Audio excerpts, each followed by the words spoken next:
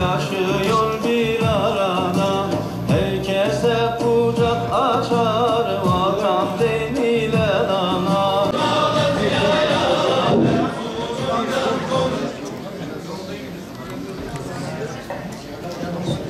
Kıymetli hazırım, biraz gecikmeli olsa başlamak istiyoruz artık.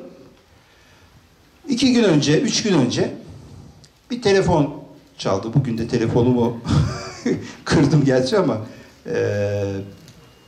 o zamanlar açıktı. Telefonum çaldı. Efendim ben Yunanistan'da yayın yapan Star Televizyon'dan arıyorum sizi. Böyle bozuk Türkçeyle Yunan olduğu anlaşılan birisi arıyor. Yunan televizyondan.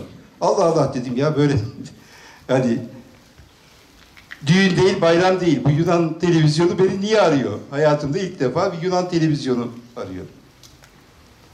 Dedim hayırdır, ne var? Sizi canlı yayına bağlamak istiyoruz. Allah Allah, iyice merakım kabardı yani Yunan televizyonunda. Ben gazeteci değilim, hani referandum süreci hakkında görüş alınacak en son kişiyim belki. Nedir dedim derdiniz? Maria isimdeki bu yönetici, televizyon yöneticisi bana dedi ki sizin Ayasofya Entrikaları diye bir kitabınız çıkmış. Siz duydunuz mu? Bakın Diyarbakır'dakiler duymadı. Ama Yunanistan'da, Atina'dakiler bu kitabın üzerine program yapmışlar, yayın yapmışlar. İnternet sitelerinde bu kitabı tartışmışlar. Ve diyorlar ki Türkler yine ayağa kalktı Ayasofya'yı cami yapmak için.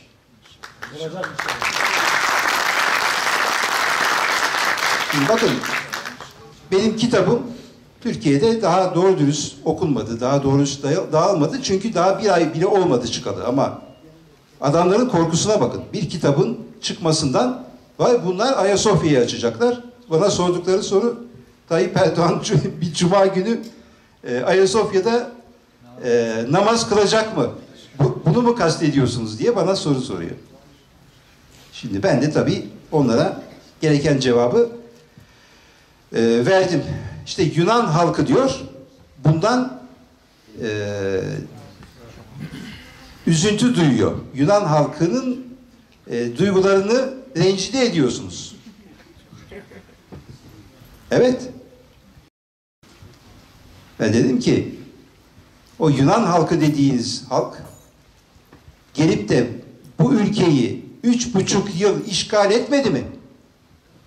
O Yunan halkı dediğiniz komşumuz 30.000 kadınımızı dul bırakmadı mı? O Yunan halkı dediğiniz komşu 10.000 askerimizi şehit etmedi mi? O Yunan halkı dediğiniz komşu gelip 3,5 yıl bu ülkeyi, Uşak'ı, Eskişehir'i, Bilecik'i, İzmir'i, Kütahya'yı defalarca yakmadı mı? Bütün bunları yapmadı mı? Ve bütün bunların üzerine bir barış antlaşması yaptık onlarla. Barış antlaşmasından 7 yıl sonra, işte birazdan arkadaşlar gösterecekler o görüntüleri, biraz geriye sakladım. 7 yıl sonra Ankara'ya gelecek ve bebek katili Venizelos Ankara'da kral protokolüyle ağırlanacak.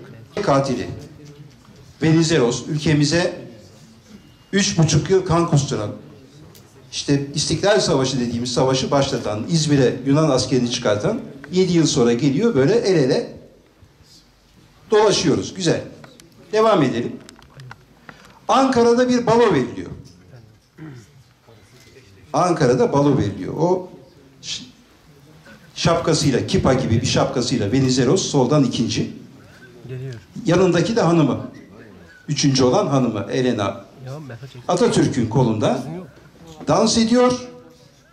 First Lady olan Afet İnan Venizelos'un kolunda. First Lady deyince kafanızda soru işaretleri oluştuğunu biliyorum ve o yüzden de benim hakkımda bir suç duyurusunda bulunuldu. Duyurdukları kadar duyursunlar. Bizi susturamayacaklar. Evet, balo veriliyor ve bütün o şehitlerimizin, o gazilerimizin kemikleri bu şekilde ne yapılıyor? Sızlatılıyor. Devam edelim. Bakın neler var yazılmayan. İnönü Atina'ya gidiyor. Neye kadeh kaldırıyorlar? Şehitlerimizin herhalde kemiklerine. Devam edin. Ve son nokta. İstanbul'a geliyor. Eşiyle birlikte, ama eşi kolundaki değil. Kolundaki Mevhibe İnönü. Sokakta benim insanımın karşısında o bebek katili benim başbakanımın karısını koluna takıp adeta bu milletle alay edercesine sokakta gösteriş yapıyorlar. Gibi göründü. 1909-1919 arasında bir imparatorluk nasıl bozuk para gibi harcandı, hepimiz bunu biliyoruz. Mondros Mütarekesi ve Mondros Mütarekesi'nin arkasından da bu ülke nasıl bir karanlığın içine yuvarlanmaya çalışıldı. Milli mücadelenin arkasından kurulan devlet ve bu devletin adeta bu ülkenin değerlerine açtığı bir savaşla da karşılaştık aynı zamanda. Tam dedik ki tamam, kurtulduk, bağımsızlığımıza kavuştuk, halk ve devlet tekrar bir araya geliyor, kucaklaşıyor ve kenetleniyor. Ama ondan sonra bir başka süreç başladı ve halkı da devletten ayıracak bir başka gelişme ortaya çıktı. Sıfırdan 10 yılda 15 milyon genç yarattık her yaştan, haşa. Yaratmak senin ne haddine? Ama bunlar söylendi, bunlar anlatıldı. Kabe'yi tavla zarı diye anlatan kitaplar yazıldı Türkiye'de. Ya insan Kabe'yi, muazzamayı anlatırken tavla zarı nereden gelir aklına? Hani dervişin fikri neyse zikri de odur. Zikri neyse fikri de odur hesabı. Tavla zarı şeklinde bir binadır diyor Kabe'ye. Şimdi bunları yaşadık. Bunların üzerinde şimdi durmayacağız ama yapılanların ne olduğunu hepimiz biliyoruz. Şimdi dolayısıyla Türkiye bir kırılma noktasında, yeniden bir kırılma noktasında. Bu vesayet düzeni, bu vesayet rejimi bitecek mi, devam mı edecek?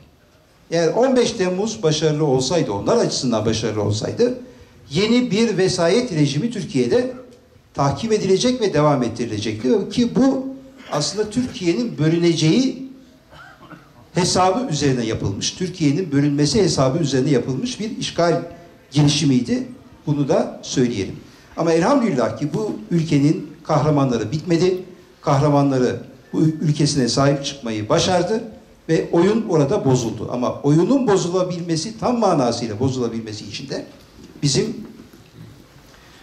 bu vesayetlerin sonunu getirecek adımları dikkatle ve ihtimamla ama kararlılıkla atmamız gerekiyor. İşte Ayasofya'nın açılması bu bakımdan çok önemli. Ayasofya şudur, budur, tarihi önemi... Hayır kardeşim. Ayasofya bağımsızlığımızın sembolüdür. Bu budur. Bağımsızlığımızın önündeki engellerden birisi sembolik olarak Ayasofya'dır. Ve inşallah 16 Nisan'da evet çıkacak ve Sayın Cumhurbaşkanımızın bir kararnamesiyle 5189 sayılı kararname iptal edilerek Ayasofya ibadete açılacak.